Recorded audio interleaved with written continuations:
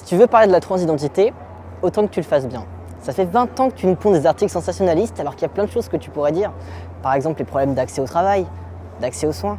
Regarde, moi je suis étudiant, la rentrée c'était il y a 1 mois et je peux te dire qu'il y a 3 fois plus de taux d'abandon des études universitaires quand on est trans.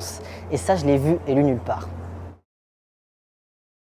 Quand tu t'adresses à une personne trans, à une personne non binaire comme moi, le mieux à faire pour qu'on soit à l'aise, c'est de ne pas faire de suppositions sur le genre, sur le pronom et de poser des questions. C'est beaucoup plus simple.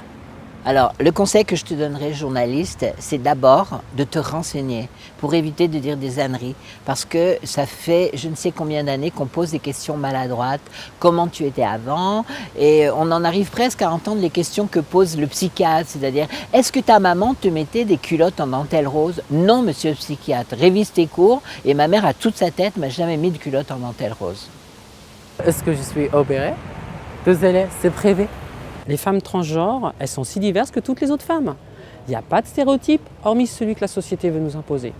La médiatisation, la façon dont les personnes transgenres sont présentées dans les médias, permet soit de casser les stéréotypes, soit de les reproduire.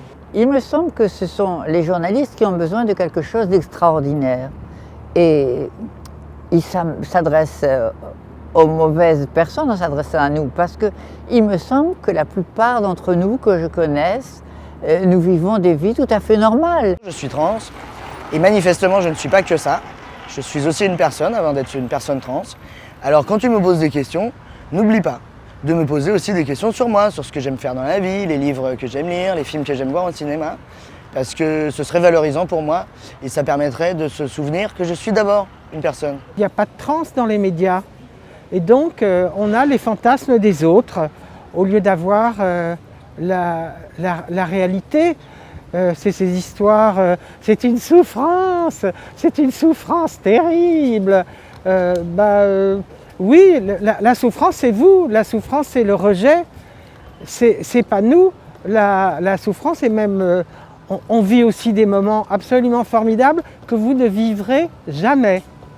Ce que j'aimerais, c'est que tu respectes l'identité de la personne qui se présente à toi, que tu respectes son combat personnel et le combat de la communauté pour ses droits.